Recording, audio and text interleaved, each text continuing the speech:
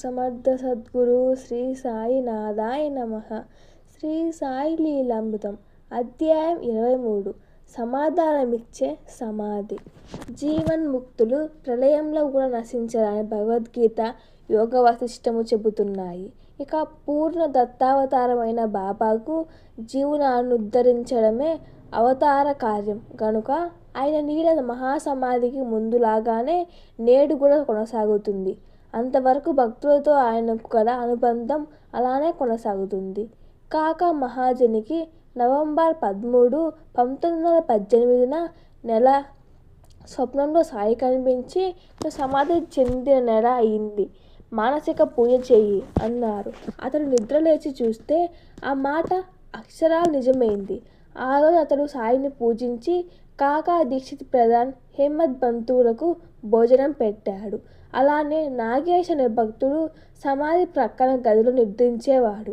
అప్పుడప్పుడు అతనికి తోటి వారికి సమాధి నుండి రకరకాల సంగీతం వినిపిస్తుండేది. అంతటితో వారు గదిలో నిద్రించడం మానేశారు. కేకే ప్రధాన్కు అనేక సార్లు గురుస్థానంలో సాయి భౌతికంగా దర్శనమిచ్చారు. ఒకప్పుడు తాత్య తీవ్రమైన ఉబ్బసంతో బాధపడ్డాడు. వైద్యుడు మందించి దానిని అంజీర్ పండ్ల రసంతో తీసుకోమన్నాడు. అది ఆ పండ్లు దొరికే ఋతువు కాదు. ఒకరోజు ఆరతయ్యాక అతడింటికి వస్తూ, ఇప్పుడు బాబా నన్ను పట్టించుకోవడం లేదు, ఇప్పుడు పండ్లు దొరకవే, ఏం చెయ్యాలి అనుకున్నాడు. ఆశ్చర్యం, తలుపు తెరిచేసరికి పూజలో బాబా పటం వద్ద అప్పుడే కోసిన అంజీర పండ్లు 14 ఉన్నాయి. ఒక చైత్రమాసంలో దాసన షిరిడీలో 17 రోజులు హరికథ చెప్పాడు. ఒకరోజు బాబా పాదాల నుండి గంగా యమున జలాలు వచ్చిన లీల విని కొందరు భక్తులు నమ్మలేదు. చిత్రం, నాటి నుండి కొన్ని రోజు సమాధి పడమర అంచున నీరు సన్నని దారలా కారింది. అదెక్కడి నుండి వస్తున్నదో ఎవరికీ తెలియలేదు. సాయి దేహంతో ఉన్నప్పుడు అతి చనువు వలన వారిని చెల్లినంత భక్తి శ్రద్ధలతో పూజించలేకపోయానని శ్యామ పరితపించాడు. ఆయన ప్రసాదించిన బూది పొట్లం ప్రాణప్రదంగా పూజలో పెట్టుకున్నాడు. అతడు బొంబాయి వెళ్ళినప్పుడు ఒకరోజు బాబా కలలో కనిపించి, నేనిచ్చిన ఊది పట్లం రోడ్డు పక్కన చెత్త కుండీలో ఉన్నది, త్వరగా వెళ్ళు అని హెచ్చరించారు. శ్యామ ఇల్లు చేరి చూస్తే పూజలో ఆ పొట్లం లేదు. ఇల్లు సర్దడంతో దాన్నెవరో తీశారు. ఇంటి ప్రక్కనున్న చెత్త కుండీలో వేస్తే చూస్తే పొట్లం దొరికింది. 1942 సంవత్సరం నుండి షిరిడీ వచ్చే భక్తుల సంఖ్య పెరగదొచ్చింది. వారి కోసం వసతి గృహాలు నిర్మించడానికి సంస్థానం వారు గురుస్నానం దగ్గర భూమిని కొనదలిచారు. కానీ కేశవనారాయణ కులకర్ణి అది అమ్మనన్నాడు. వారు సాయికి మొరపెట్టుకోగా తరువాత గురువారం రోజు రాత్రి కులకర్ణికి కలలో బాబా కనిపించి, నిజానికి ఆ భూమి నాది, అది నీ సంస్థానానికి వెంటనే అమ్ము, నీకు 3 లాభం వస్తుంది అన్నారు. అతడు వెంటనే సంస్థానానికి అమ్మాడు. ఆ పైకంతో అతడు గ్రామంలో వేరొక స్థలం కొనాలని చూస్తే ఆ ఆసామి అమ్మనన్నాడు. ఆ ఆసామికి బాబా కనిపించి ఈ స్థలం అతనికి అమ్మమని చెప్పారు. ఆ వ్యవహారం వల్ల అతడికి 3 లాభం వచ్చింది. డాక్టర్ రుస్తుంజీ 1930 సంవత్సరంలో న్యూమోనియా వచ్చి బొంబాయిలోనే పార్స్ జనరల్ ఆసుపత్రి స్పృహ లేకుండా పడిపోయినున్నాడు. ఆ మైకంలో అతనికి ఒక ఫకీరు కనిపించి, నేనెవరో తర్వాత నీకే తెలుస్తుంది అని ఒక్కసారి అతని మంచం చుట్టూ తిరిగి అదృశ్యులయ్యారు. తర్వాత డాక్టర్ అతనిని పరీక్షించి అతడు ఆరోగ్యంగా ఉండటం చూచి విస్తుపోయారు. తనను కాపాడిన ఫకీర్ ఎవరో అని అతడు ఆలోచిస్తుండేవారు. ఒకసారి బస్సులో సాటి ప్రయాణికుని దగ్గర ఒక పుస్తకంలో బాబా పుటం చూచాడు. తనను కాపాడింది ఆయనేనని గుర్తించి వారి చరిత్ర పారాయణ పూజ ప్రారంభించాడు. అతడికి 1949 సంవత్సరంలో సాయి సంస్థానం వారు షిరిడీలోని ఆసుపత్రిలో నియమించారు. ఒకప్పుడు అతని భార్యకు కళ్ళ జబ్బు వచ్చింది. ఆమె రోజు సాయి సమాధికి ప్రదక్షిణం చేసి తనకు వ్యాధి తగ్గితే సాయిబాబా పల్లకి స్వయంగా గుడ్డ కుట్టి సమర్పిస్తానని మొక్కుకున్నది. డాక్టర్ ఆ వ్యాధికి మందు లేదని నిర్ణయించిన ఆమె వ్యాధి 1 సంవత్సరంలోగా తగ్గిపోయింది. ఆమె తన మొక్కు చెల్లించుకున్నది. భయంకరమైన క్షయ వ్యాధితో బాధపడుతున్న శివశంకర్ దీక్షిత్కు ఒక రాత్రి కలలో ఎవరో ముస్లిం మహాత్ముడి పటం కనిపించింది. అతడు సంస్కరిస్తుండగా స్వప్నంలో ఒక పక్షి అతని నొసట వదిలిపెట్టి త్వరలో రోగం తగ్గుతుందని చెప్పాడు. మొదట అతడు ఆ స్వప్నాన్ని పట్టించుకోలేదు. కానీ నాటి నుండి ఏ మందు లేకుండానే వ్యాధి తగ్గిపోయింది. ఆ సంగతి విని ఆ ఫకీరు సాయి అయి ఉండవచ్చని ఒక మిత్రుడు చెప్పాడు. 4 రోజుల తర్వాత పిల్లలాడుకుంటూ ఒక కాగితం అతని ముందు పడేసి వెళ్ళారు. అందులో సాయి సమాధి చిత్రం, దానిపైన ఒక సాయి పటం ఉన్నాయి. తనకు స్వప్న దర్శనమిచ్చినది వారిని గుర్తించి అతడు షిరిడీ వెళ్ళాడు. కానీ అక్కడ సమాధి మీద చిత్రపటానికి బదులుగా పాలరాతి విగ్రహం ఉన్నది. భక్తులను విచారించగా 1956 వరకు అక్కడ చిత్రపటమే ఉండేదని, ఆ సంవత్సరం విగ్రహం ప్రతిష్ఠించారని చెప్పి ఆ ఫోటోను చూపారు. చిత్తూరు జిల్లాలోని ఒక గ్రామంలో 1959లో మొహరం పండుగ నాడు ముస్లింలందరూ చేరారు. మౌల్వీ కూడా సిద్ధమయ్యాడు. కానీ పీరు ఎత్తవలసిన భక్తులు రాలేదు. అప్పుడక్కడున్న తిరువెంగళంను పీరు ఎత్తమన్నారు. అతడు నడుముకు పీరు కొయ్య కట్టి ఆ గుడ్డతో అతడి ముఖం కప్పారు. వెంటనే అతనికి బ్రహ్మస్మృతి తప్పింది.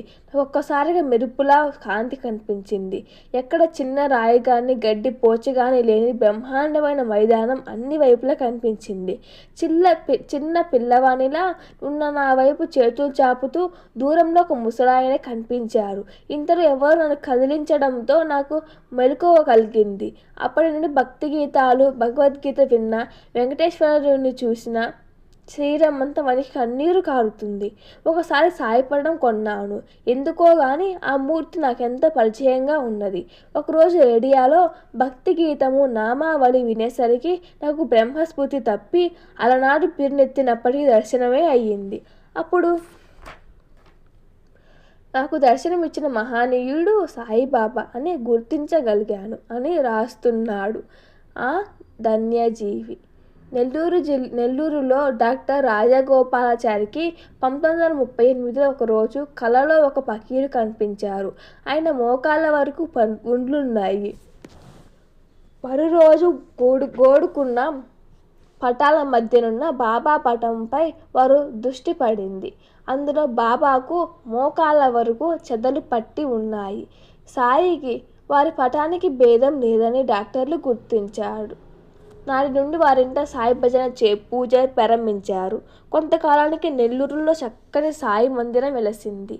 బీబీ దూబే హోషంగాబాద్ 1957లో ప్రమాదకరమైన ఉదర రోగంతో చాలా కాలం బాధపడ్డాడు. వైద్యులు కూడా ఆశను వదులువడం శ్రీకృష్ణుని ధ్యానిస్తున్నాడు. నాడు తెల్లవారుజామున కలలో కఫ్ని తలకు గుడ్డ ధరించిన ఒక మహనీయుడు కనిపించారు. వెంటనే అతడు ఆహా, ఈయనే నా గురువు అని కేక పెట్టాడు. ఆ కేకకు అతనికి మెలకువ వచ్చింది. అయినా ఆ సంగతి అతను ఎవరికీ చెప్పలేదు. సంవత్సరాలు దొర్లిపోతున్న మహనీయుడు మరుపు రాలేదు. ఆయన గురించి ఏమైనా తెలుస్తుందేమోనని ఎన్నో ఆధ్యాత్మిక గ్రంథాలు పత్రిక చదువుతుండేవాడు. అతనికి 1970లో హోషంగాబాద్ బదిలీ అయ్యింది. అతను అక్కడ ఒక షాపులో ఆ మహనీయుని పటం చూచి విచారిస్తే ఆయన షిరిడీ సాయిబాబా అని మాత్రమే చెప్పగలిగారు. తర్వాత 1972లో ఉద్యోగరీత్యా పీపారియాకు వెళ్ళినప్పుడు అతని మిత్రుడు తన ఇంట్లో సాయి పటం చూపి ఆయన లీలలు వివరించారు. తర్వాత అతడు 1973లో షిరిడీ వెళ్ళి అప్పటి నుంచి సాయిని కొలుచుకుంటున్నాడు. శ్రీమతి సుశీలమ్మ గారికి చాలా కాలం బిడ్డలు లేకుంటే సాయిని పూజించుకోమని ఆమె అన్నగారు ఒక పటం ఇచ్చారు. కొద్ది కాలానికి అబ్బాయి జన్మిస్తే సాయిబాబా అని పేరు పెట్టారు. ఒకసారి ఆమెకు తీవ్రంగా విరేచనాలై ఎన్ని మందులు ఇచ్చినా తగ్గలేదు. ఆమె 21 రోజు తెల్లవారుజామున బయటకు వెళ్ళలేక మంచం ప్రక్కనే కూర్చుంది. సాయి గదిలో ప్రవేశించి ఆ గూట్లో తాముంచున్న కట్టుకో బాధ తగ్గుతుంది, 3వ రోజు దానిని పారివేయి అని చెప్పి వెళ్ళిపోయారు. ఏ గూట్లో బాబా అని కేకలేస్తే అందరూ ఆమెకు భ్రమ కలిగిందనుకున్నారు. కానీ గూట్లో చూస్తే తాయెత్తున్నది. అది కట్టగాని విరేచనాలు ఆగిపోయాయి. తర్వాత ఆమె భర్త పిల్లే గారు కొద్ది కాలానికి రిటైర్ అవుతున్నారనగా వారి అబ్బాయి MSc పాస్ అయి తుమ్మలగుంటలో బంధువులింట ఉండి ఉద్యోగ ప్రయత్నాలు చేశాడు. కొంతకాలానికి శ్రీ వెంకటేశ్వర విశ్వవిద్యాలయంలో ఇంటర్వ్యూ వచ్చింది. సిఫార్సు లేకుండా వెళ్ళి ప్రయోజనాలు లేదని తెలిసిన తల్లి పోద్బందలం మీద హాజరయ్యాడు.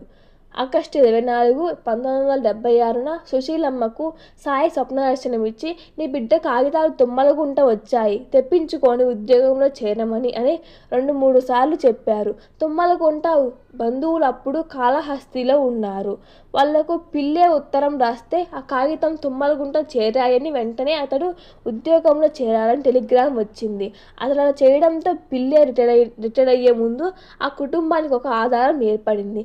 మరికొంత కాలానికి సుశీలమ్మ గారికి దృష్టి మందగించింది. ఆమె బాధపడుతుంటే శ్రీ సాయి స్వప్నంలో కనిపించి కర్మానుభావం తప్పదు, ఈ జన్మలో అనుభవిస్తే మరో జన్మలో అనుభవిస్తానో చెప్పు అన్నారు. ఆమె చెప్పే లోపలే మెలకువ వచ్చింది. తర్వాత ఆమె వేరే బాధల్లో ఉన్నప్పుడు సాయి కలలో కనిపించి శ్రీరామ రామ రామేతి రమే రామో మనోరమో అని శ్లోకం జపించమన్నారు. మరి మార్చి 1978లో ఆమె కన్ను ఆపరేషన్ చేయించుకొని ఇంటికి వచ్చాక రాత్రి మేడ మీద నిద్రపోతుంటే ఒక గబ్బిలం కన్ను పీకింది. మరో రోజు డాక్టర్కు చూపిస్తే కన్ను రాదని చెప్పి ఇంటికి పొమ్మన్నారు. ఆమె బతిమాలితే 4 రోజులు ఆసుపత్రిలో ఉంచారు. చివరి రోజు రాత్రి కలలో సాయి ఆమెకు కట్టు విప్పి తీర్థమిచ్చారు. పై శ్లోకమే చెప్పింది. ఇప్పుడు కనిపిస్తున్నదా అన్నారు. కనిపిస్తున్నది కానీ ఈ కర్మ మరో జన్మను అనుభవించాలన్నారే అని బాధపడింది. నీకు దృష్టి ఇచ్చినా ఇవ్వకుండా గోడవేనే అని కేకలేసి గుడ్డివారికి అన్నం పెట్టి చేతులను సహాయం చేయి, దేవునికి 10 టెంకాయలు కొట్టు, ఆ కర్మ తొలగిపోతుంది అన్నారు. తెల్లవారి కట్టు విప్పేసరికి ఆమె కళ్ళు కనిపిస్తున్నాయి. అది బాబా లీలే అన్నారు డాక్టర్లు.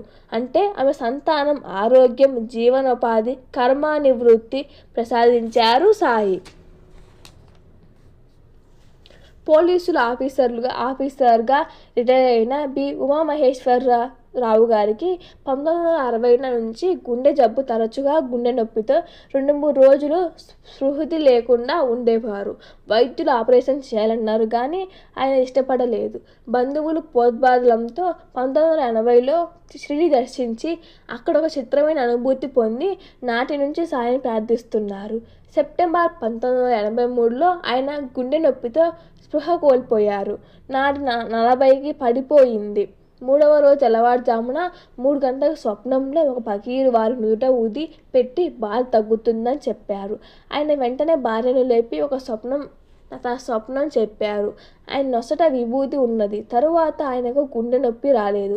నవంబర్ 17, 1983 రాత్రి ఆయన సాయిని ధ్యానిస్తుండగా ఆ పటం నుండి విచిత్రమైన కాంతి వారి గుండె మీద పడి శరీరంలో కరెంటు ప్రవహించినట్లయింది. వారి ఎడమ రొమ్ము చుట్టూ వలయంలా చర్మం కాలినట్లు మచ్చ ఉన్నది. అప్పటి నుంచి ఆయన ఆరోగ్యంగా ఉన్నారు. నవంబర్ 28, 1984న ఆయనకు బాబా కల్లో కనిపించి రేపు నీకు గండం ఉన్నది, బంధువులను పిలిపించుకో, నేనున్నాను, భయం లేదు అన్నారు. ఉదయమే అందరూ సిద్ధంగా ఉన్నారు. పొద్దున్నే ఆయన ధ్యానంలో కూర్చున్నప్పుడు పడిపోయాడు. హాస్పిటల్కు తీసుకుపోతే అక్కడ దక్కేది కష్టమన్నారు. ఆయన దక్కేది కష్టమన్నారు. వారికి శ్రీమతి బాబాని ప్రార్థించాక ఆయన కోలుకొని అప్పటి నుంచి సాయి సేవ చేస్తున్నారు. దశరథ రామయ్య కలిచేడు ఇలా రాశారు. 1981న ఒకనాటి రాత్రి మా ఇంటి ఎదుట రామ మందిరంలో జరిగిన బాబా సత్సంగం నుండి మా అమ్మ ప్రసాదం తెచ్చి నాకు ఇచ్చింది. నేను అది తిని పడుకొన్నాక సాయి కలలో కనిపించి తమకు గడ్డి సంపంగి మాల వేయమన్నారు. మరో రోజు అది సమర్పించినప్పటి నుండి ఆయన మమ్మల్ని కాపాడుతున్నారు. సుమారు 20 రోజులకు నాకే గుండె నొప్పి వచ్చి నా గదిలో పడుకొనున్నాను. కలలో ఒక అజానుబాహుని పాదం మాత్రమే నాపై నుంచి దాటుకొని పోతున్నది. నేను దానిని తాకి దండం పెట్టుకున్నాను. నా పక్క మీదనున్న 3 తమలపాకులు 2 పక్కలా తినమన్న ఆదేశం వినిపిస్తే నేను తిన్నాను. తెల్లవారేసరికి గుండె నొప్పి తగ్గిపోయింది. మరొక నెలకు పొట్టవాపు, ఆయాసము వచ్చాయి. ఇంట్లో అందరూ అన్నాలు గూడమని నా మంచం చుట్టూ కూర్చున్నారు. నాకు కుసుకు పట్టగానే కలలో శ్రీసాయి దర్శనమిచ్చి ఆవాల సైజు మాత్ర ఒకటి నోట్లో వేశారు. తెల్లవారేసరికి ఆరోగ్యంగా ఉన్నారు. మరోసారి ఇంజెక్షన్ వలన రియాక్షన్ వచ్చి నా వళ్ళంతా గొడ్డలతో కొట్టినట్లు నొప్పి వచ్చింది. మళ్ళీ డాక్టర్ వద్దకు వెళ్ళలేక ఏడుస్తూ పడుకున్నాను. కునుకు పట్టగానే బాబా నా తల వద్ద కూర్చొని నా మాడుకి విభూది అద్దుతున్నారు. ఆ స్పర్శకు నాకు మెలకువ వచ్చింది. అప్పుడు రాత్రి 3 గంటలయింది. నాకు తలనొప్పి మచ్చుక కూడా లేదు. తరువాత ఒకసారి బాబా స్వప్నంలో నాకు నామం చెప్పి దాన్ని జపించుకోమన్నాడు. అలాగే శ్రీమతి శేషారత్నం ఒంగోలు రాస్తున్నారు. బాబా మందిరం జరిగే అన్నదానాలకు వంట చేస్తుండటంతో చిన్ననాటి నా బాబా భక్తి మళ్ళీ మేలుకొన్నది. ఒక గురువారం నాడు మాస్టర్ గారి వద్ద శ్రీ సాయి లీలామృతం తీసుకొన్నాను. నాటి సాయంత్రం బాగా మగతగా పడుకున్నప్పుడు షిరిడీలోని మసీదు సమాధులు దర్శనమైంది. సమాధిపై గాలిలో బాబా కూర్చొని కనిపించారు. ఆయన నాపై బెత్తం చూపి తమ ఎదుట బాసిపట్టు వేసుకొని తలపై చీర కొంగు కప్పుకొని కూర్చోమన్నారు. అప్పుడు ఒక యోగ ముద్ర చూపి అరబ్బీలో ఒక మంత్రం చెప్పి దాన్ని జపించమన్నారు. మెలకువ వచ్చేసరికి ఆ మంత్రం మర్చిపోయాను. ఆ విషయం మాస్టర్ గారితో చెబితే ఆయన ఆ మంత్రం కాగితం మీద రాసి ఇచ్చారు. మా 6 ఏళ్ల పాప శ్రీ సాయి లీలామృతం అక్షరాలు గుణించుకొని చదవటంతో తప్పులు దొర్లుతుంటే బాబా కల్లో కనిపించి సరిగ్గా చదవకుంటే తంతాలని బెదిరించారు. పాప భయపడి చదవడమే మానేసింది. మాస్టర్ గారితో చెబితే పాపకు ప్రసాదం ఇచ్చి ఈసారి సరిగ్గా చదువు, బాబా కొట్టరులే అన్నారు.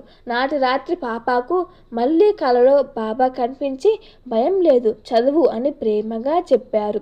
కే నవనీతం ఇలా రాస్తున్నది. నేను 1975లో MA పాస్ అయి ఒక యోగా శిక్షణ శిబిరంలో శిక్షణ పొందుతుండగా ఒక సహపాఠి సులోచన చదువుతున్న శ్రీ సాయి లీలామృతం విని ఆ గ్రంథం తెప్పించి పారాయణ చేస్తున్నాను.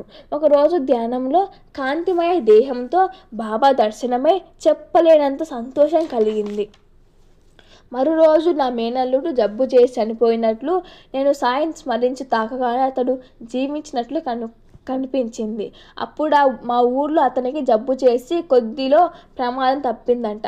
ఒకప్పుడు ధ్యానంలో నా శరీరం పైకి ఎగిరి దూరన పడుతుండటం వలన ఒళ్ళు నొప్పులు, జ్వరం వచ్చాయి.